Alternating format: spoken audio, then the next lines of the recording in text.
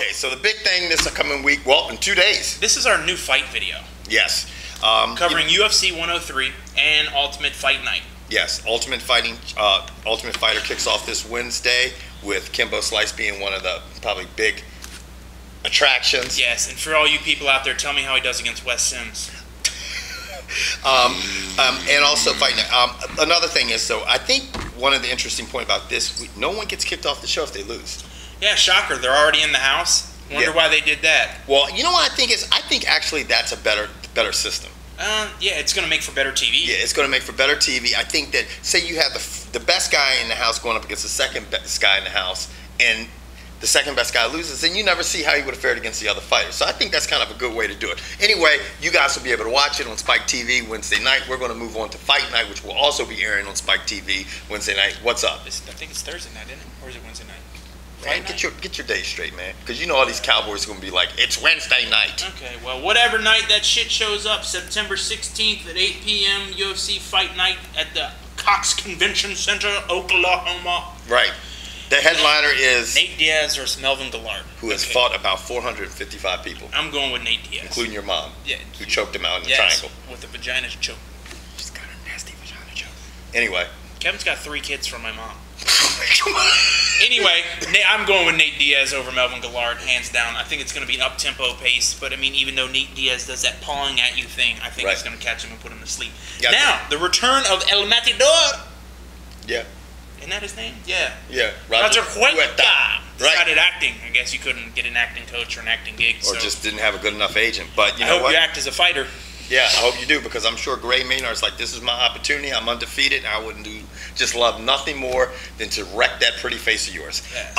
Although that could be the situation, I don't think it'll be happening. I'm going to go with Huerta by crying at the end. He's one of those very outwardly emotional guys. I guess that's something in his culture. And last time I made fun of him for crying after wins, so hopefully you win again and you cry for me. Because that mug is a nasty fighter. He's got mad.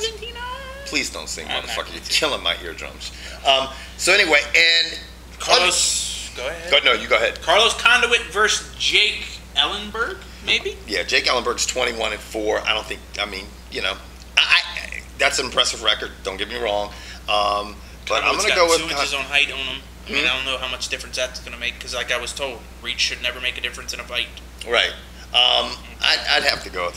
I'm going with Conduit strictly on name recognition, and I'm not even going to joke. That's strictly why I'm picking Nate the Rock Quarry. Right. Always puts up a good fight. Yeah, it looks to stand in there toe to toe and bang. I mean, we've seen him do the one time in the ring. So I mean, you know what you're going to get from him, and he's fighting Tim Kruger. Tim Kruger. Yeah, who's got impressive, got impressive MMA records. 13-4. All these guys have impressive records and stuff like that, but a lot of times you can't always go by that because it depends on who they fought prior to getting into UFC. Right. I mean, you can accumulate an undefeated record, 8-9 fights, be undefeated, get in UFC, and just get your ass smoked. Should be interesting to see what happens with that. I'm going with Corey. On to the one fight that I hope I get to see is Steve Cantwell versus Brian Stann. And for you folks who know Brian Stann, he's the guy from the Marines. Mm-hmm. Well, I think he lost his last fight, or lost his debut fight. He's come up from the WEC, was holding the 205 belt. He's right now 6-2, going against a Steve Cantwell who's 7-2. So I have a feeling these guys are going to stand and bang. Should be an entertaining Wednesday night. Now, for all you people who have spare $60, feel like lighting it on fire and giving it away. You can purchase UFC 103. Now the thing is the funny thing is, about all the time, every time we say this, we make a derogatory comment about a weak card. You know, it always ends up being the best fucking card. Reverse psychology. Yeah. Is that what you're telling our viewers out there? Maybe you should buy this shit. Yeah. That's right. Wait, are we getting money? I don't give a shit if you buy it or not, to be honest. Dana, what are we supposed to say, dude? Dana White, you're the greatest man ever. Awesome. We want to keep our video up. Anyway, UFC 103 will be this Saturday. Headlined by a catchweight fight between the one and only Rich Ace Franklin and a Vitor Belfort. Will be his first trip back to the UFC in a long time.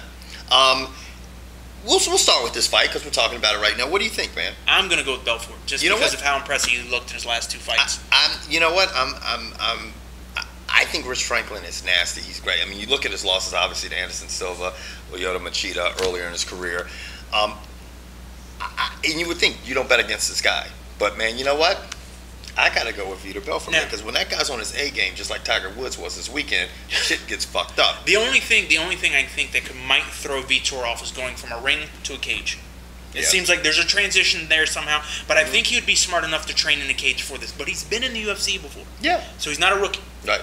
But I'm still going with Vitor Belfort. I agree with you. I'm going to have to. I think he's going to knock him out. Everybody else, let us know who you're going to pull for in this fight today, prior to Saturday. Yeah. Don't come back on Sunday morning. I told you, y'all idiots. Y'all don't know what y'all talking about. Stop talking about MMA. Look, we are not MMA experts. Get that shit through your nuggets. You know what I'm saying? We're not experts on anything. On the nuggets, this next fighter will be more than happy to kick yours off. Cro Cop is facing Junior dos Santos. Yes. I'm going with Junior. Really? Yeah. Cro Cop is just such a nasty fighter, incredible fighter. But it's so funny. After Gabriel Gonzaga basically rock him, sock him, robot his head off, everybody was kind of like you. You know, it's when people get just knocked floored out like that violently, man. It does. It just really fucks your balance up, and it's hard to come back from that. Bounce back that and be, unless you're Rampage Jackson. I swear to God, that guy can still fight pretty nasty. You know. I'm going to go with Cro Cop. Okay, I'm going with Junior. So those are your main two fights. Now, also on this card, you have Martin Kampmann versus Paul Daly. Yeah. Josh Koscheck versus Frank Trigg. I'll be interested to see Trigg coming back after a long layoff from the UFC. Done a lot of commentating. Mm-hmm. Then you have swolled up Tyson Griffin versus Hermes Franca. I'm going with Kampmann. I'm going with Kampmann, Koscheck, and actually Griffin. Stop. We're not going to give you all of our picks on here. Come to our board, check out our picks, because we're a part of a UFC fantasy where we're talking about fantasy. Right. And join up, post up your fantasy picks, and see how you do against us. Yeah. So now, right on the forum. The one thing that's being advertised for this is you're going to be able to tune in the Spike at 9 o'clock and watch all the prelim fights. Now, I don't know if anyone's counting, but there's 1, 2, 3, 4, 5, 6, 7. It looks like 8 prelim fights. Yeah, it's a lot of fights you're going to be able to view for nothing. That would be nice. Yeah. Because, I mean, there's some decent guys on here that I'm interested in seeing, like Drew McFrades, Brian Foster, Rob Emerson. I mean, there's some decent guys on this prelim card. Yeah, upcoming. And there was actually a viewer of ours that wrote and talked about wants to know what our feelings were on some of the upcoming fighters, also some of the Japanese fighters and stuff like that. George and I haven't done we'll be the first one to say we haven't done our homework on that, so we'll sit there and put our foot in our mouth, which we tend to do all the fucking time. And I hate when you have to pull my foot out of my mouth. It's just not comfortable. I'm glad you're flexible enough to do that now. That's good, yeah. Talk about my flexibility in front of the camera, dude. Anyway. Now, well, real quick, I mean, while we're still talking about the UFC, all of us know that Randy Couture has signed for an extended fight deal.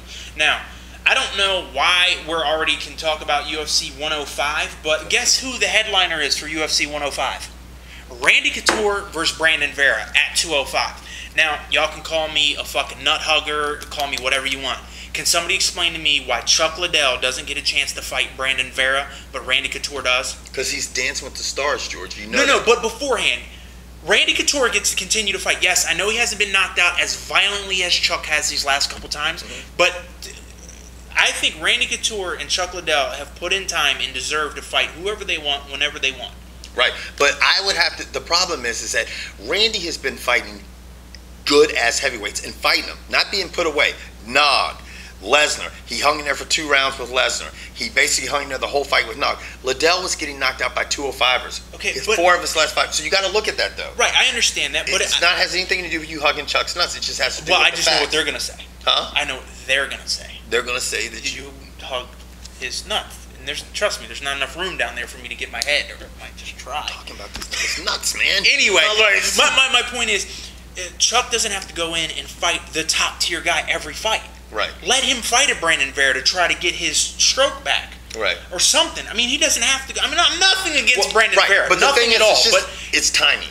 Because he's doing Dancing with the Stars, it's going to take a while. But he's been told, you're not fighting anymore. You're not fighting anymore. You're not fighting anymore. Oh, Randy, you're old enough to be Chuck's dad. I don't care what he was told. He is such a big draw. He's been out of the 5 top draws. He's been 4 out of the top 5 draws. On the pay-per-views. If he really wants to fight again, Dana White will line him up to fight somebody. I hope so. Yeah. I mean, as soon as he's done Dancing with the Stars, I rumor he's up to like 250 pounds and has like a $10,000 bet with Dana about losing weight.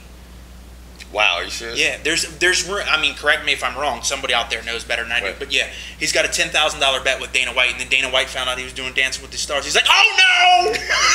What's $10,000 to Dana White? It's like a $20 bill. Why don't you break us off $10,000, Dana? We'll anyway, that's our fight video. Yeah, that's it. Everybody take care.